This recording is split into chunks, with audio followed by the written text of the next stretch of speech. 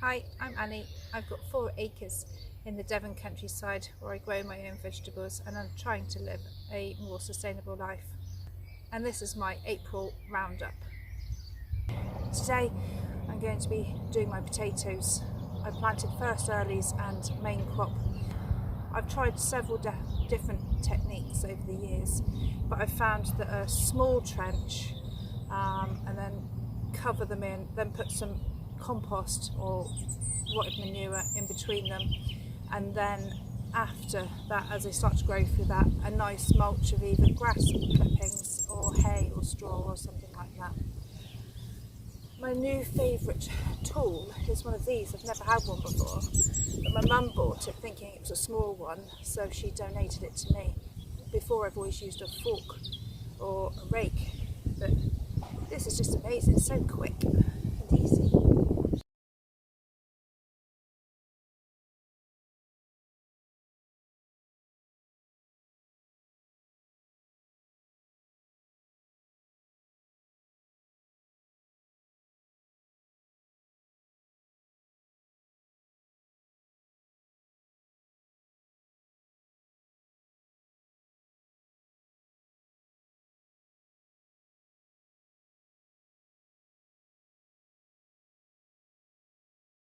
My first earlies are the first 2 rows. They're doing really well. Oh, just seen a rat. They're doing really well. I've mulched them all. As we get grass clippings, I'll put that on top of the hay just to try and add more protection, and it helps retain the moisture. I've also planted some pumpkins in along the edge. They'll grow down over the bank. The bank obviously needs trimming off. I've got a few of the slug traps in. Yes, they do work if you use beer. I tried using my own homemade mix that I'd seen online, but that didn't work at all. So I put some beer in, and yeah, instantly overnight I had loads.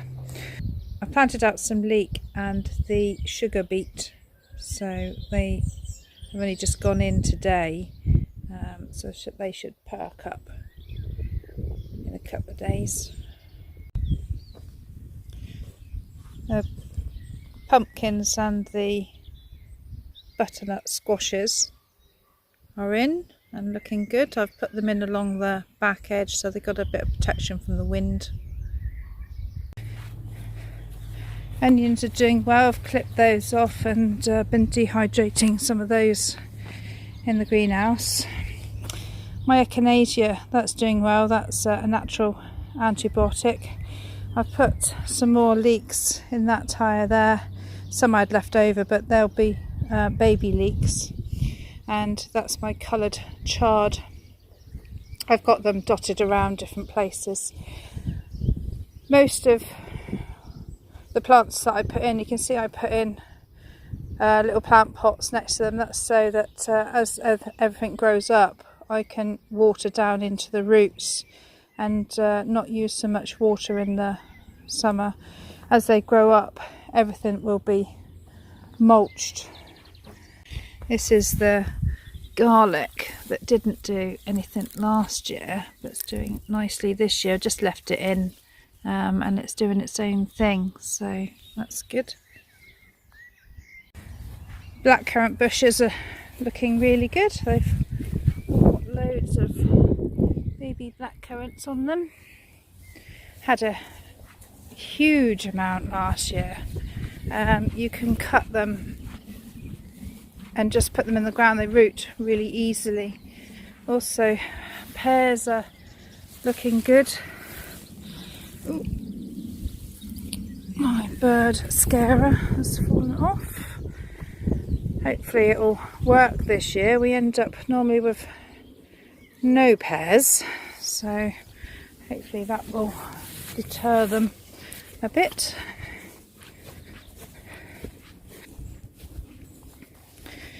Polytunnel's been producing really well. Still got a few pumpkins and butternut squashes in here. I've put some more radishes in there. I did have radishes in next to the lettuces, but we've eaten them all, and the greens are edible, so I use those as like a cabbage. This is just a little salad bed that just I cut and it just regrows. It's onion, beetroot and celery. We had our first little harvest of new potatoes yesterday, which was great. From in here, they always grow really early in the polytunnel. I put some tomatoes in, they've been potted up. Peas are looking good. I've had loads of 60-day broccoli, too much to eat half the time. Green beans doing well, cucumbers doing well. I always plant outside cucumbers, but I always plant them inside. They're better for pickling, they stay firmer. That's some little clementine seeds, just out of a clementine. They were really nice at Christmas, so I thought I'd see if I could pop some in, and all three are shooting, which is lovely. That's a load of celery seeds. They'll need potting up at some point, probably in another week or so. One thing I did want to show you that I was really excited about growing, but turned out to be quite disappointing, and that's the little red lentils. Out of all of them, only 5 came up, so be interesting to see what they do. Might get enough off of them that I can maybe have another go without buying them, get the seeds off this year, and try and plant them next year. But yeah, that was a bit disappointing. And up to the greenhouse.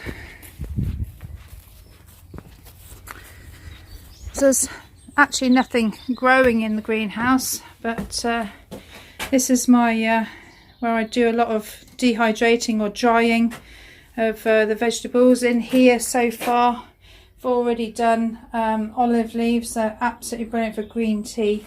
That's the first lot of green onions like this that I've already dried and liquidized. That's my first lot of rhubarb. There's some more growing. That's where I had it from, just there. That will not be too long before it's ready to come again. Lots of apples again. Hopefully we'll get some and the birds won't. Can't see anything on those yet. Did cut it back quite hard this year. These are the willow tree cuttings that I took from our own willows, and we planted all the way up the hedge line, and they're doing really well. I've kept mulching them when we get grass. We're also keeping it cut so that when we cut the hay, the farmer knows not to cut too close to the hedge line because of the trees.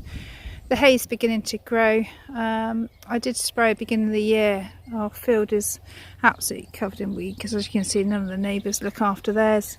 But I missed quite a few patches, and it's been windy, so I've been hand spraying quite a lot, just little patches at a time, just to try and keep it under control a bit. The water trough that's there, it was down here, right here, but we moved that up to the field so that the top field, or both fields there, have got water. And the little line in front of us, I've planted some wild flowers in there, wild edible flowers, just all mixed in, so that'll be interesting to see what happens there. Planted the Jerusalem artichokes, and they are already coming up through. They're quite a pretty leaf actually. There's a few potatoes in there, I noticed, from last year or the year before. This bed, there's not a lot going on. Some beetroot, some coloured chard. This is fat hen that was just growing around the place. I've just sort of chucked that in there so I can prune that off and cook it up as spinach. I've got some mint growing there. That's ready to, well, avoid the stinging nettles that are in with it, but I should be dehydrating some of that this week. Got one of the slug traps in here. Let's see what we can see. Yes, has got a few in there in the beer, but when I did my own mix there was nothing in there at all. So yeah, that's a quick update. The hazel bushes are looking quite good. So yeah, that's about it, I think, on the land for April. This is my green polytunnel, featured in one of my other videos, saying that I hadn't had much success in growing in it, and this year I was going to try growing shade loving plants. I've put in some peas at the front, they're doing quite well. Also the beetroot is doing well. I put some tomatoes, they were looking really weedy. They're looking okay as well. They're looking much stronger than they were a week ago. They're at the back, so they get lots of light, but they're still protected. Those ones, that's two sunflower plants that need to go out. I've got some peppers growing. They'll need potting up, but not yet. The coloured chard is doing really well. That's doing much better than anywhere else that I've planted it. That's the rocket that grows all year round in here. Outside I've planted out my courgettes and some self-seeding pumpkin seeds, I believe. I have put in some carrots, turnips and bits in rows over there, but they're just literally just beginning to come through. That's my gooseberries, raspberry over the back, and the rhubarb is just coming through. So it's all beginning to look quite nice now. Got a bit of a gap for some mini sweet corn and bits that aren't quite ready to go out. So that brings me to the end of my April roundup. I hope you've enjoyed seeing a bit of the countryside. Thank you to everybody that has continued to watch.